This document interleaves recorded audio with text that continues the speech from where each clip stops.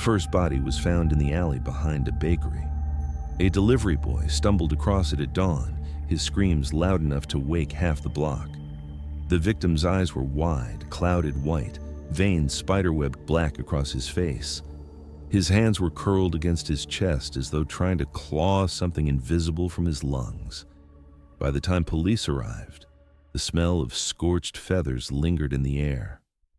The second body came 2 nights later, sprawled across the steps of a shuttered church. An old woman, still dressed in her Sunday best, though Mass had ended hours before. Her skin was ashen, her lips blue. Her jaw locked open as if frozen mid-prayer. The priest who found her swore he heard a rustling in the rafters before the silence fell. The third death ended any thought of coincidence. A bus driver was discovered slumped over his wheel at a depot on the edge of town. 40 passengers sat upright behind him, every one of them dead, eyes glazed white, mouths slightly parted, no sign of struggle, no sound. By then, the news called it a plague. The coroner said, respiratory failure. The mayor urged calm, but whispers spread faster than the truth. Something was hunting the city. I heard those whispers, but I didn't believe them. Not then. My name is Michael Graves, and until that week, I was no one special, no soldier, no cop, no hero. I loaded trucks for a living, came home with sore arms and dirty boots, and spent the evenings with my mother Evelyn and my son Jacob. That was my world. Small. Safe. But safety doesn't last. I remember one night, ordinary, quiet, the kind of night that should have meant nothing. Jacob was at the table, drawing superheroes in his notebook, narrating each panel in a dramatic voice. My mother hummed softly as she folded laundry, her tired smile still warmer than anything else in the room. And me? I sat on the couch, staring at the television, half listening, half drifting. My fingers toyed absently with the chain around my neck, a simple medallion, dull with age, etched with markings I never understood. My father had given it to me before he died, pressing it into my palm with words I brushed off at the time. It has been in our family for centuries, son. Never lose it. To me, it was nothing more than a keepsake, a trinket of grief. I never imagined it was anything more. That same night, the power went out. The house sank into darkness. Jacob groaned, waving his pencil like a sword. "Dad, the lights!" "Stay put," I told him, reaching for the flashlight by the door. My mother's humming faded into silence, and then I heard it. Not footsteps, not breathing, a sound like wings dragging across shingles, heavy, slow, above us. The medallion grew warm against my chest. I stepped onto the porch, flashlight beams slicing through the night. Across the street, a figure perched on the roof of a crumbling townhouse. Enormous wings, tattered and black, stretched against the stars. The silhouette of something humanoid, but wrong. Limbs too long, movements too fluid. Its head turned. I didn't see eyes, but I felt them. A pressure against my skull, a claw digging into my heartbeat. The beam flickered out. The air turned sharp, electric. Behind me, my mother's voice rose in a strangled scream. Jacob's pencil clattered to the floor. I spun back into the house. Too late. Through the flashlight's dying glow, I saw them collapse together, mother and son, hands reaching for me that never made it. Their eyes rolled white, lips trembling as if trying to form my name. Then silence. The figure on the roof vanished into the night. I dropped to my knees beside them, shaking their shoulders, begging for breath that wouldn't return. The warmth drained from the room, from their skin, from me. The medallion burned hot enough to sear, and still I clutched it. Teeth clenched, a scream caught in my throat. They were gone. Just like the others, just like the whispers. That was the night my world ended. The night I learned the truth. The deaths weren't a plague. They were a hunt, and the hunter had found me. Grief doesn't arrive like a storm. It seeps in, slow and steady, until it drowns you. I sat at the kitchen table while the police sealed off my house, their radios buzzing with words that meant nothing. No forced entry, unknown cause, containment perimeter. Neighbors crowded behind the tape, whispering like vultures circling fresh carrion. Jacob's sketchbook still lay open on the table. Crayon lines of capes and masks stared back at me, bright colors bleeding into each other. A child's heroes, his heroes. My mother's laundry basket sat half-folded on the couch. A shirt draped across the armrest like she might return any second to finish the job. But the house was silent. Too silent. When the coroner zipped the bag, something in me snapped. I stumbled into the yard, away from the murmurs, away from the flashing lights. My knees hit the dirt, and I pressed my fists into the ground until my knuckles bled. My throat burned with screams that never made it out. The medallion around my neck pulsed hot like it was mocking me. I ripped it off, ready to hurl it into the grass. But my father's voice stopped me. Not real, not present, just a memory. It has been in our family for centuries. Never lose it. The chain bit into my palm as I clenched it tight. I don't know how long I stayed there, crouched in the dirt. Hours, maybe days. At some point, the police left, the neighbors dispersed, and only silence remained. The next morning, I found myself in the church on Main Street. Not because I wanted comfort, God and I had nothing left to say, but I needed walls, a roof, somewhere to breathe. Candles flickered along the altar. I dropped into a pew, hands dangling useless at my sides. Why them? I muttered into the emptiness. My voice echoed, raw. Why not me? No answer, just the faint smell of wax and incense, like ghosts of prayers that had gone unheard. I pressed the medallion to the wood of the pew. For the first time, I looked closely. The etchings weren't random scratches as I'd always assumed. They were symbols, circles within circles, lines that spiraled into shapes I didn't recognize. Old, older than Latin, older than Scripture. I traced one with my thumb, and a shiver ran through me. The memory came sharp, my father in his hospital bed, eyes hollow, but voice steady as he pressed the necklace into my hand. This belongs to you now, Michael. Remember, when the shadows return, you must stand. At the time, I thought it was fever, delirium.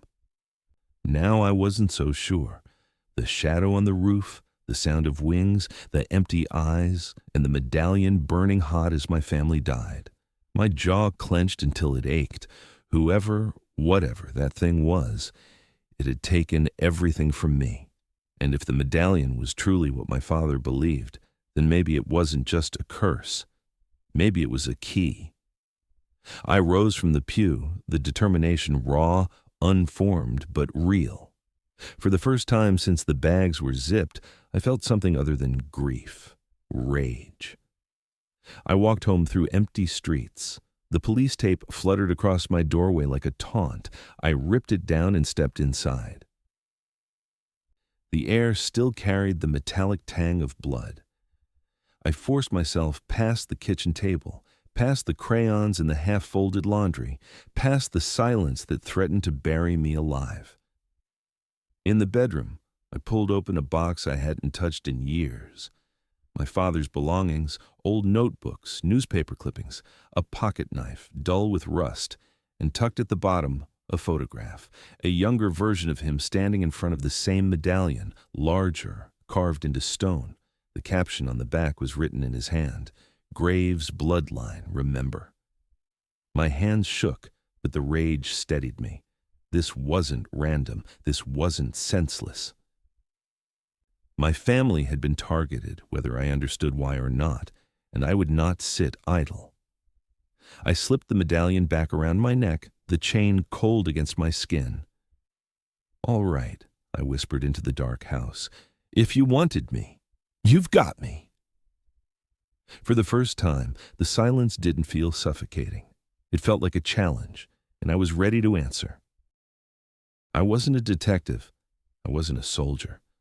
But grief has a way of making amateurs reckless. The next week blurred into late nights and hollow mornings. I haunted the corners of the internet, scrolling through forums about angelic visitations, shadow wings, and death eyes.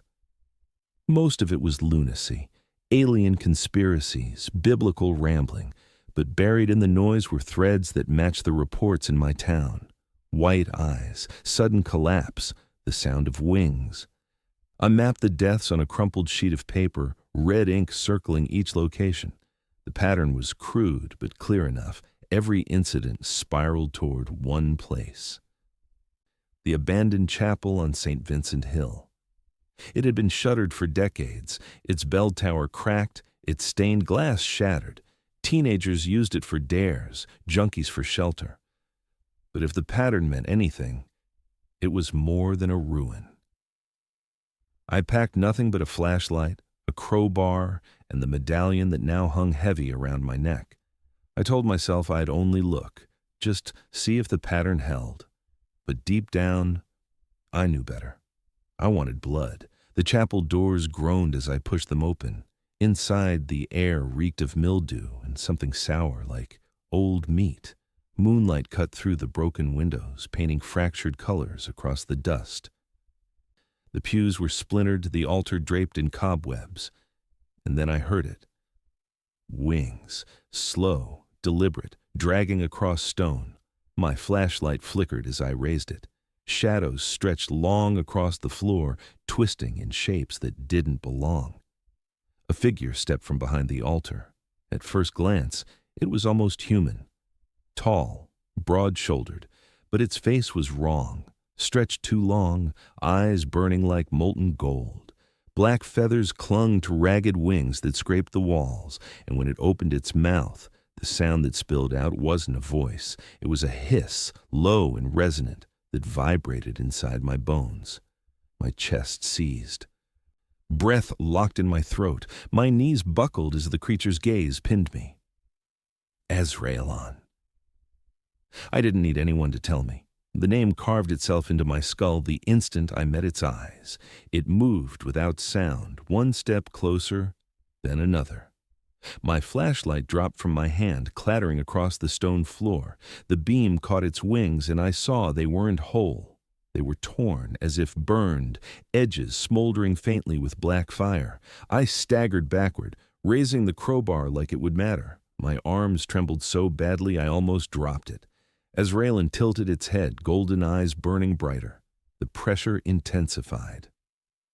My skin prickled, my heartbeat stuttered. I could feel it pulling, the warmth in my chest, the life in my veins, siphoning away with every second.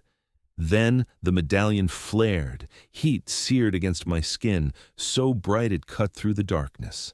Ezraelon hissed, its face twisting in fury, wings folding across its body like a shield. The air itself seemed to recoil from the light. I dropped to one knee, clutching the medallion, gasping for air. My body shook, blood pounding in my ears. The angel's hiss rose to a shriek, soundless yet deafening. The walls rattled, the broken glass in the windows exploded outward, shards raining into the night. Then, just as quickly, it vanished, gone. No footsteps, no trace, just the echo of wings fading into the sky. The chapel was silent again, but the silence felt wrong, thicker, heavy with the knowledge that I had survived not by strength, not by will, but by something I didn't understand. I lay there for what felt like hours, chest heaving, the medallion cooling against my skin. My mind reeled. Ezraelon had looked at me and nearly killed me with a glance. Yet the medallion had stopped it. My father's words echoed again. When the shadows return, you must stand. I hadn't believed him then. Now I couldn't afford not to. Stumbling out of the chapel, blood still trickling from my nose, I looked down at the medallion. The etchings glowed faintly in the moonlight, like veins of fire hidden in stone. It wasn't just a keepsake. It wasn't just a gift, it was the only reason I was still alive, and if it could wound Azraelin, even for a second, then maybe, just maybe, it could lead me to the thing that could kill him. For the first time since my world collapsed, I felt more than grief. I felt purpose. Hospitals had their own kind of silence, not the peaceful kind. The sterile, suffocating quiet that smelled of bleach and latex gloves, where whispers carried like thunder and death lingered just beyond the curtains. I wasn't supposed to be there. No visitors, the nurse had said, but a $100 bill left under the clipboard softened her tone. She glanced away as I slipped into the dimly lit room. The man in the bed looked like a corpse that hadn't gotten the message. His face was pale. Veins darkened like ink under his skin. Tubes ran from his arm. Machines beeped weakly beside him. One eye was bandaged. The other stared at the ceiling. Unfocused.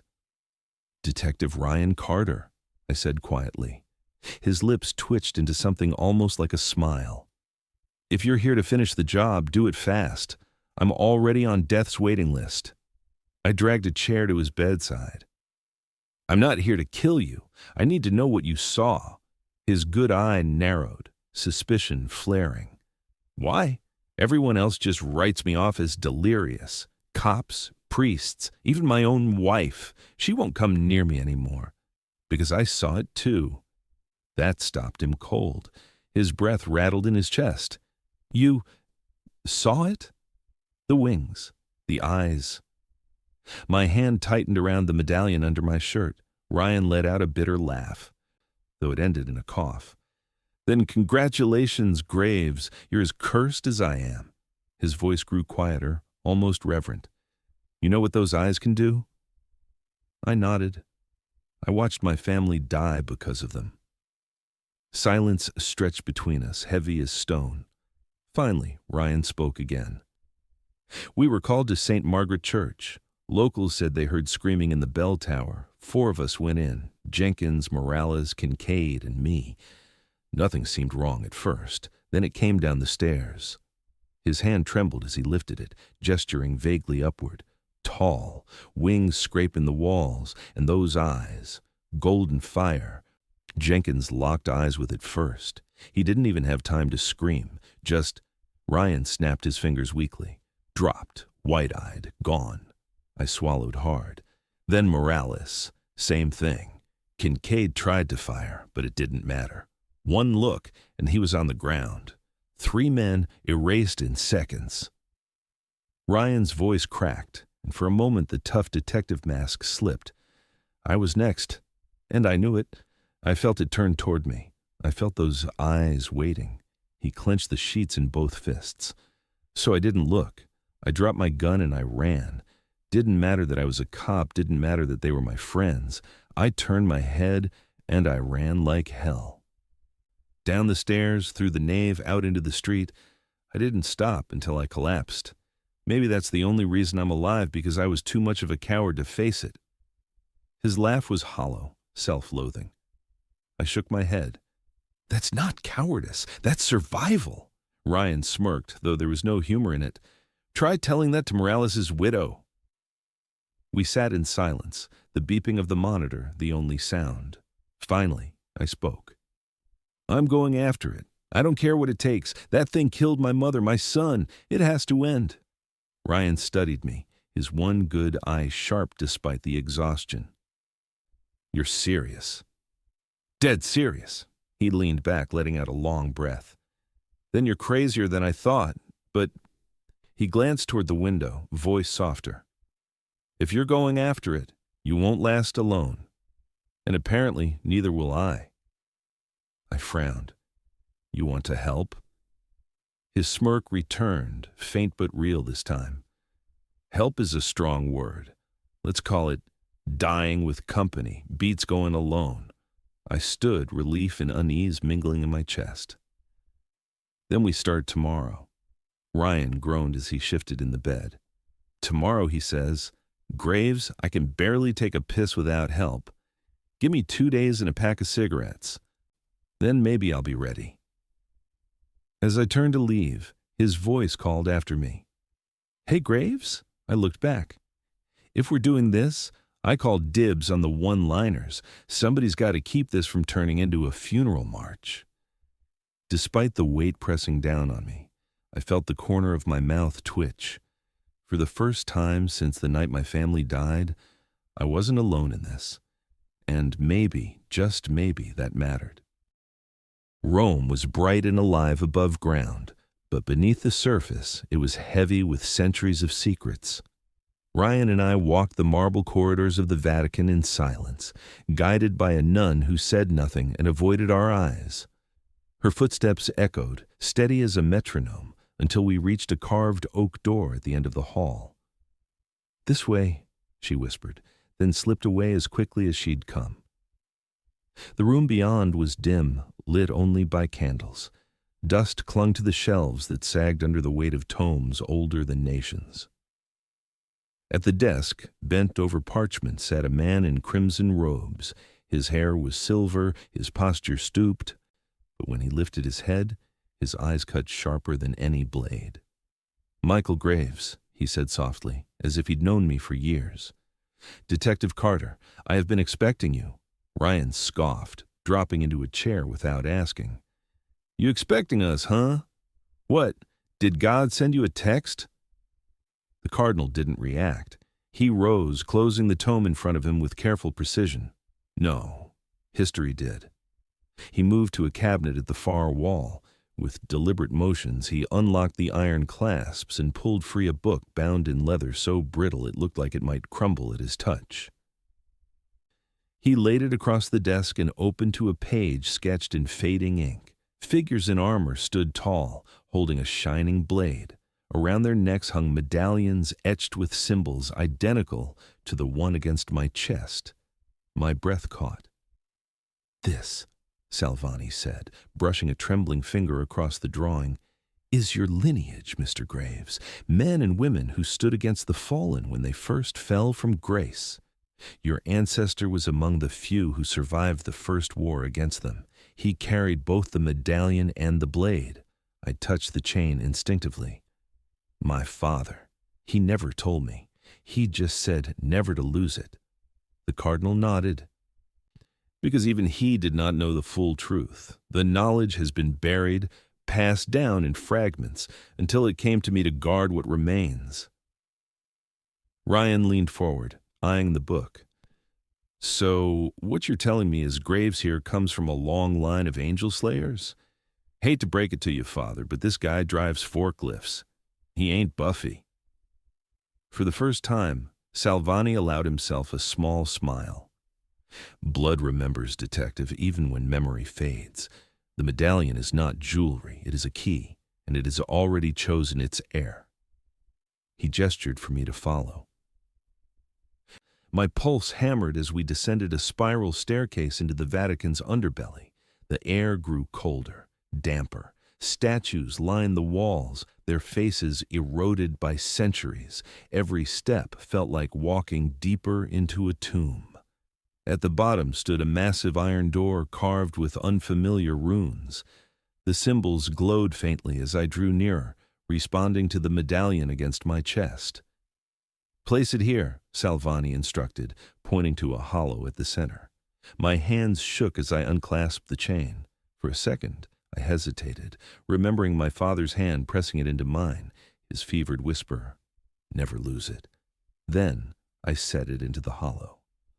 Light exploded through the door, lines of fire racing along the etchings until the chamber blazed. With a groan like a dying giant, the lock unsealed. The vault opened. Inside, on a stone pedestal, rested a sword. It was longer than I expected, the blade etched with runes that shimmered faintly in the candlelight. The hilt was wrapped in ancient leather, and though it should have rotted centuries ago, it looked untouched. The air around it thrummed, vibrating like a plucked string. Salvani's voice lowered to a reverent whisper. The luminous blade, forged not to defend, but to strike. A weapon that can wound even the divine. The only weapon that can kill a fallen. I stepped forward, my heart in my throat. Ryan muttered behind me. "Careful, Graves. Last time I touched something glowing, I ended up divorced." I ignored him. My hand hovered over the hilt, trembling. Then I closed my fingers around it. A shock ran through me. Not pain, not fire, but weight. The weight of lives, of centuries, of every ancestor who had lifted it before me. The runes along the blade flared gold, flooding the chamber with light so intense, Ryan shielded his face. "It accepts you," Salvani breathed. "The bond is sealed. You are the heir, Michael, and Azraelon will know it." The name echoed in the chamber, heavier than stone. I stared at my reflection, warped in the glowing steel. For the first time, the rage and grief inside me had direction. I wasn't just a man who'd lost his family anymore. I was their avenger. But Salvani's voice cut through, grave and steady. "Beware, Michael Graves. The blade gives you purpose. It does not give you victory. Azraelon is no beast to be slain easily. He will come for you now, hungrier than ever." The light from the blade dimmed, but its weight remained in my hands. For the first time since my mother and son were taken, I wasn't empty. I was armed and ready. The moment my hands closed around the hilt, the world fell away. Stone walls, candlelight, Ryan's voice muttering something sarcastic, they all vanished. The chamber dissolved into a haze of blinding gold, and I was no longer standing in the Vatican vault. I was somewhere else. The ground beneath me was ash. The sky bled red, thick with smoke and fire. All around, figures knelt in silence, their eyes white, their bodies stiff as statues. Above them loomed wings, vast, broken, and black, blotting out the sun. Azraelon. His gaze swept over the dead choir, then locked onto me. My lungs seized, my body frozen in place. The medallion burned against my chest, but the blade in my hand flared brighter, pushing back the darkness. "Show me," a voice whispered, not Azraelon's, but something deeper, woven into the light itself. "Show me your resolve." The vision shifted. I stood in my kitchen again, the laundry basket on the couch, the crayons scattered across the table, my mother and my son alive, smiling, laughing. "Dad, look." Jacob waved his notebook at me, full of colorful heroes. My mother hummed softly as she folded shirts. Tears stung my eyes. I wanted to run to them, to hold them, to forget everything else. But then the room darkened. Jacob's crayons snapped in his hands. My mother's song cracked into silence. Their eyes rolled white. Their bodies collapsed. Azraelon's shadow filled the kitchen doorway. The blade in my grip vibrated, demanding something. A choice. "No," I choked, clutching it tighter. "You won't take them again." The light surged, shattering the kitchen like glass. Now I was standing in a graveyard. Rows of headstones stretched into the horizon. My father stood at the nearest one, gaunt and pale as he'd been in his final days. "You can't carry this, Michael," he said, voice breaking. "You were never meant for this. You're too weak. Too ordinary." The ground split open. Hands clawed from the dirt, rotting, skeletal, dragging me down. My father's voice grew louder, echoing in my skull. "You will fail them. You will fail us all." I fell to my knees, the weight of the blade nearly dragging me into the grave. My chest heaved, rage and grief colliding inside me. "I'm not weak," I whispered. The light of the sword pulsed. "I'm not ordinary." The hands recoiled, hissing as the blade blazed brighter. My father's figure dissolved into smoke. "I will not fail them," I roared, driving the blade into the earth. A shockwave of light erupted, blasting apart the graveyard. When the smoke cleared, I was standing in silence. No graves, no corpses, only the sword in my hand glowing steady, no longer wavering. The voice returned, calm and final. "Worthy," the golden haze shattered. I stumbled back into the vault, gasping. The stone floor was cold beneath me, the weight of the blade still heavy in my grip. Ryan was staring at me like I'd grown another head. "Jesus, Graves," he muttered. "You've been standing there like a statue for 10 minutes. Thought I'd have to slap you out of it." I looked down at the blade. Its runes glowed faintly, steady as a heartbeat. "It tested me," I said, voice shaking. "Showed me everything I was afraid of, my family, my father, my own weakness." "And?" Ryan asked. I tightened my grip. "And I didn't break." Cardinal Salvani watched from the shadows, his expression unreadable. "The luminous blade accepts you. Few have ever been deemed worthy. Fewer still survive the visions." Ryan whistled low. "So what now? Do we go hunting or wait for Birdman to come knocking?" Salvani's eyes hardened. "You won't need to hunt him. Now that the bond is sealed, Azraelon will sense it. He will come. He cannot allow you to live." The weight of that truth settled on me. The fallen angel knew my name now. He knew my face. And he would stop at nothing to tear the blade and me apart. I lifted the sword, feeling its warmth steady my trembling hands. For the first time, I believed I might stand a chance, but somewhere in the silence of the vault, I swore I heard wings. Rome never felt safe after that night. The bond with the blade had changed everything. I could feel Azraelon now, not see him, not hear him, but sense him like a shadow crawling across my skin. Every time the sword pulsed with faint light, I knew he was closer, watching, waiting. Ryan felt it too, though he'd never admit it outright. Instead, he masked the fear with jokes, lighting one cigarette after another as we walked the crowded streets. "Tell me again," he muttered, exhaling smoke. "Why the hell are we still here? We've got the blade, we've got your magic family necklace, and we've got one very pissed-off fallen angel stalking us like Tinder rejects. Shouldn't we be hiding in, I don't know, Alaska?" "Running won't help," I said. "He'll follow, no matter where we go." Ryan snorted. "Great. Eternal chicken chase with a 6-foot feather duster." The streets buzzed with life. Cafes overflowed with chatter. Tourists packed the squares. Children ran laughing between fountains.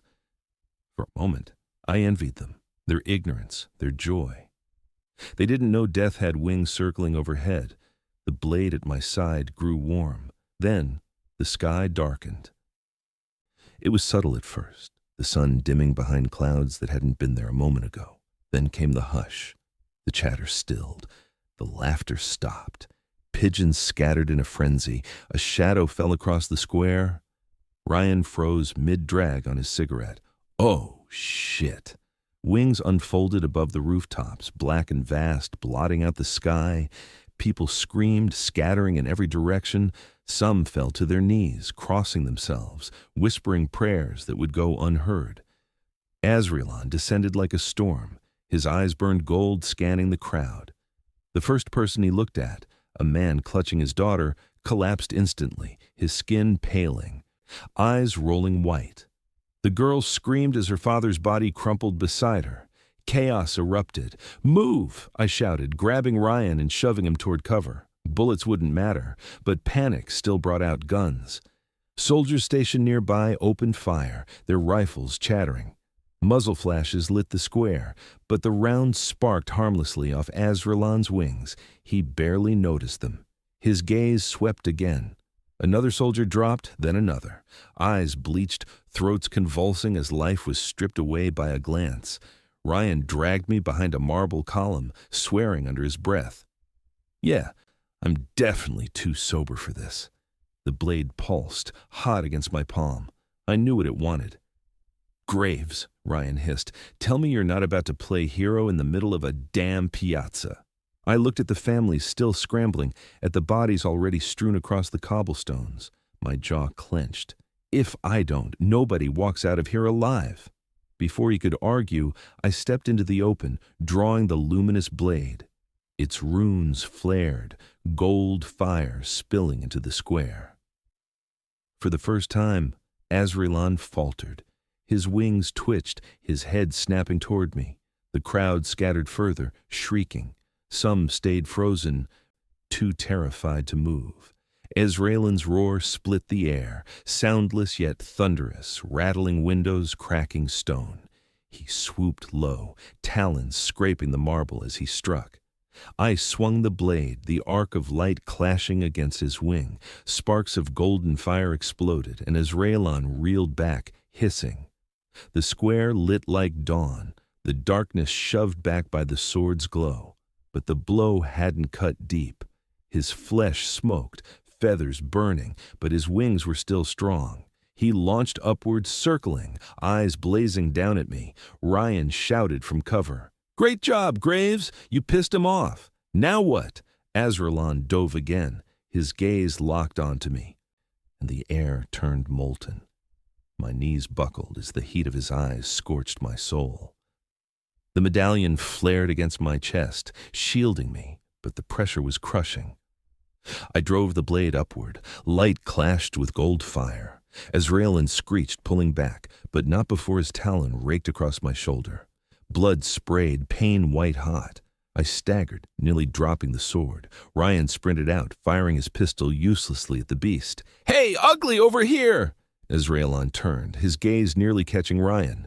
But Ryan dropped to the ground, breaking eye contact. The angel's hiss tore through the square, shattering glass and ripping banners from their poles. "Graves!" Ryan yelled. "End this or we're both corpses." I raised the sword, chest heaving, the medallion burning hotter than ever. Light surged from the runes, brighter than the sun breaking through storm clouds. Ezraelan shrieked, wings folding around him, shielding his body from the blaze. He retreated, blasting upward into the clouds with a gust of wind so powerful it knocked people off their feet. And then he was gone.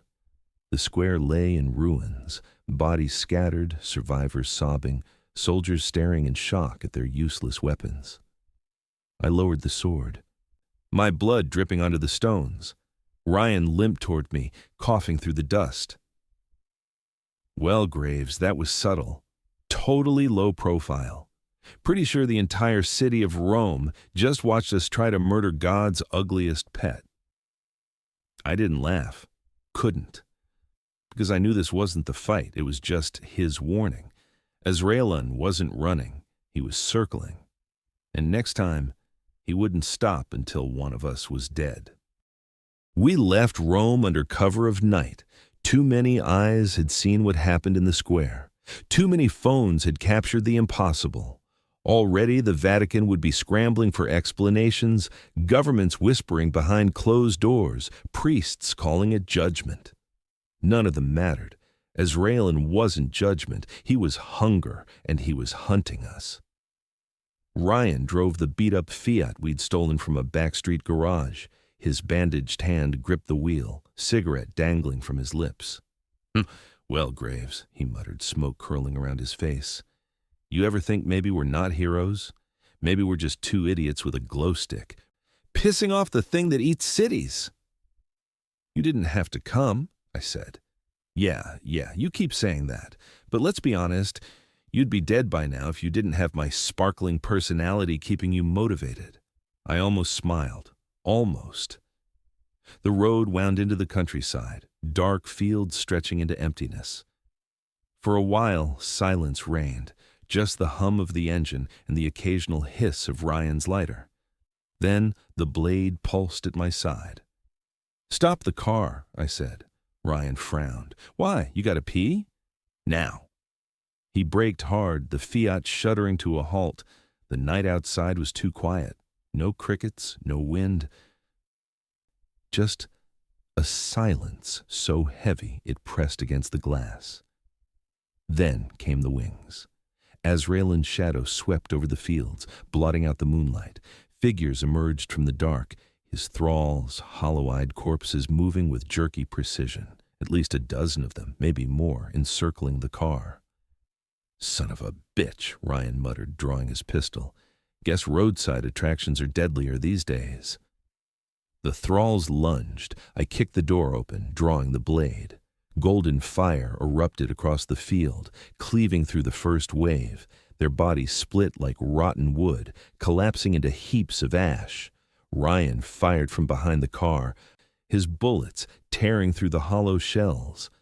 Not that it does much," he shouted, "but it makes me feel better." Azraelin didn't descend, not yet. He hovered above, a dark star watching his pawns test our strength. His eyes glowed faintly in the clouds, waiting for the moment I faltered. The thralls kept coming. I cut one down, then another, but there were too many. They swarmed from both sides, forcing Ryan and me apart. "Graves!" Ryan yelled, firing until his clip ran dry. One of the creatures slammed him to the ground, claws sinking into his chest. "Ryan!" I charged, slicing the thrall in half before it could finish him. Ryan gasped, blood soaking his shirt, eyes wide with pain. "Damn it!" he hissed, clutching his side. "That one wasn't playing around." I pulled him to his feet, shoving him toward the car. More thralls closed in, their dead eyes fixed on us. Ryan stumbled but kept firing with his backup revolver, blood dripping down his arm. "I'm fine," he said through gritted teeth. "Just a scratch, a giant bleeding gut-deep scratch." He swung the blade in a wide arc, light flaring bright enough to blind. The thralls shrieked as their bodies disintegrated, the ashes scattering across the field. For a heartbeat, the night was still. Then Azraelin roared. The soundless scream shook the air, rattling my bones. He dove low, his massive wings stirring the earth into a storm. His golden eyes blazed as they locked on me. The medallion flared, burning against my skin. I raised the blade just as his talons scraped across the ground, sending dirt and stone flying. The impact knocked me back into the car, glass shattering around us, but he didn't finish the strike. He rose again, circling, satisfied, testing. The thralls lay in ruins, Ryan bleeding heavily, me gasping for air with my shoulder split open. Azraelin had made his point, we could bleed. And then he vanished into the night, his wings fading into silence. I staggered to Ryan's side. He slumped against the ruined car, pale and trembling, his shirt soaked crimson. "Stay with me," I said, pressing my hand to the wound. He groaned, forcing a crooked grin. "Relax, Graves. You're not getting rid of me that easy. Besides, who else is going to make jokes while you swing your glow sword around?" I almost laughed, but the sound caught in my throat. "You're insane." "Yeah," he rasped, "but I'm your kind of insane." I tied the bandage tighter, his hiss of pain cutting through the night. For a moment, I thought I might lose him. But then he gripped my wrist, his hand still strong despite the blood loss. "Listen," he muttered, his eye locking on mine. "We're not just running anymore. We end this. You hear me? We end it." I nodded, the weight of his words sinking deep. The blade pulsed again at my side, as if echoing his vow. For the first time, it didn't feel like I was carrying this war alone. The road to the mountain was little more than a scar carved into the earth. Ryan and I followed it at dusk, the Fiat abandoned miles behind us when the terrain grew too rough. His side was still wrapped in bloodied bandages, but he refused to stop. Each step cost him, yet he masked the pain with sarcasm. "Graves," he muttered, wincing as he limped up the incline. "If this ends with us getting eaten, I want it on record that I told you this was a stupid idea."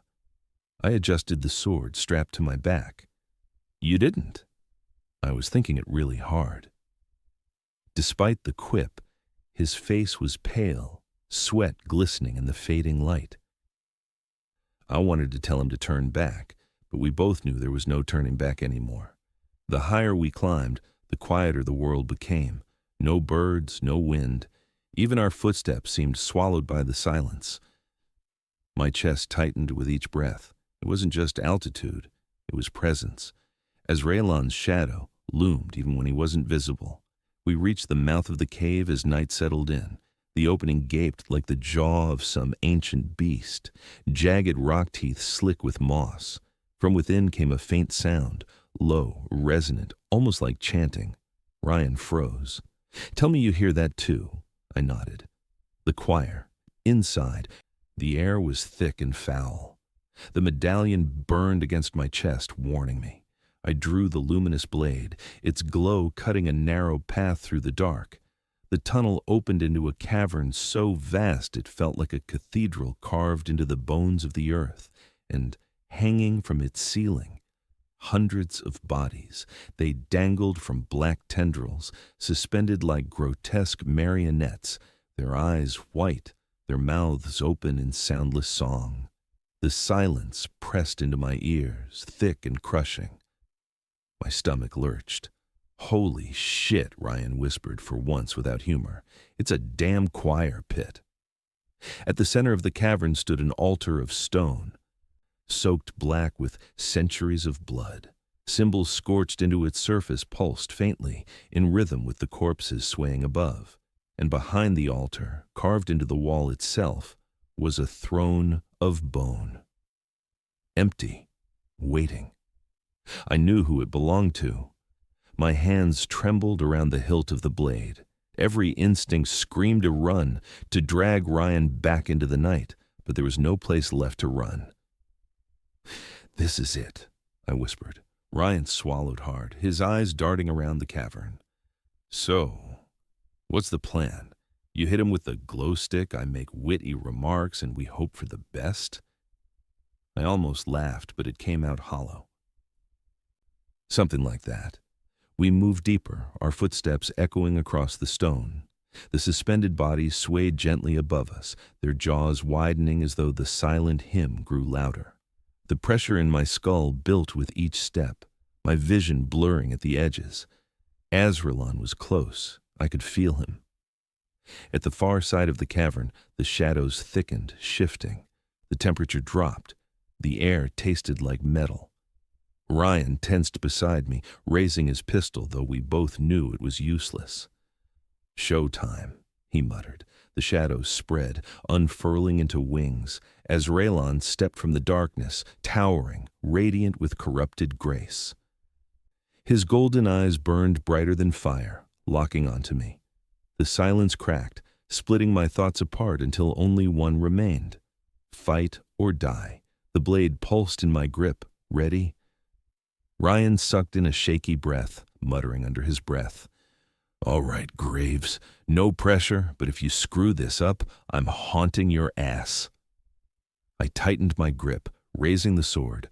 My heart hammered, my grief and rage blazing into focus. For months I'd been stumbling in the dark, broken, lost. Now there was nothing left to lose. The mountain would be our tomb or our triumph, and Azraelon was waiting to decide which. The cavern shook as Azraelon unfurled his wings. Black feathers scattered like ash, each one sizzling as it struck the stone. His eyes blazed molten gold, searing into me. The suspended choir above stirred, their jaws yawning wider, their bodies twitching in unison. No sound left their lips, but the silence that swelled was louder than any hymn. My skull throbbed, my knees buckled. Ryan gritted his teeth, pistol raised. "Well, Graves," he muttered, voice trembling, "I guess this is where we find out if glow sticks beat God." Azraelon moved first. He surged forward in a blur of shadow and light, talons ripping stone as he descended. I raised the luminous blade, its runes bursting to life. The clash cracked the air like thunder. Sparks of gold and black fire rained around us. The impact hurled me across the cavern. My back slammed against stone, the blade still clutched in my hand. My ribs screamed with pain, but I forced myself upright. Azraelon roared, a soundless scream that splintered stalactites from the ceiling. They crashed to the ground, crushing bodies from the choir. Dust filled the air, choking, blinding. Ryan darted from cover, firing round after round into the fallen. The bullets sparked uselessly against Azraelon's wings, but they drew his gaze for a moment. "Hey, Birdbrain!" Ryan shouted. "Over here!" The golden eyes fixed on him. "Ryan, no!" I screamed. Ryan dove behind a pillar as Azraelon's gaze seared the stone, leaving it cracked and blackened. He coughed through the dust, voice hoarse but steady. Still alive, still ugly, I charged, blade cutting through the haze. The runes blazed hotter as I swung, slicing into Azraelon's wing. Flesh burned, feathers ignited. He shrieked, staggering back, the cavern trembling beneath his fury. But he was fast, faster than I could imagine. His talons shot forward, slamming into my chest, pinning me to the ground. My breath exploded from my lungs as the blade clattered from my grip. His face loomed over mine, golden eyes burning through me. My body convulsed as the light in his gaze ripped at my life, pulling it away thread by thread. The medallion flared against my chest, fighting back, but I felt it falter under the weight of his hunger. Graves. Ryan's voice cut through the haze. He stumbled from behind the pillar, blood dripping down his arm, his pistol empty. He had nothing left, nothing but himself. And still he ran toward us. "Get your damn sword," he roared, slamming his shoulder into Azraelon's side. It was like watching a man throw himself against a hurricane. But it was enough. The fallen staggered, his gaze breaking from mine. I gasped, air flooding back into my lungs. My fingers closed around the blade's hilt. Light surged through me. I rose, the runes blazing brighter than ever, brighter than the cavern could contain. Azraelon screeched, wings wrapping around him, shadows thrashing like a storm. But I charged, every ounce of grief, rage, and love for what I'd lost pouring into the strike.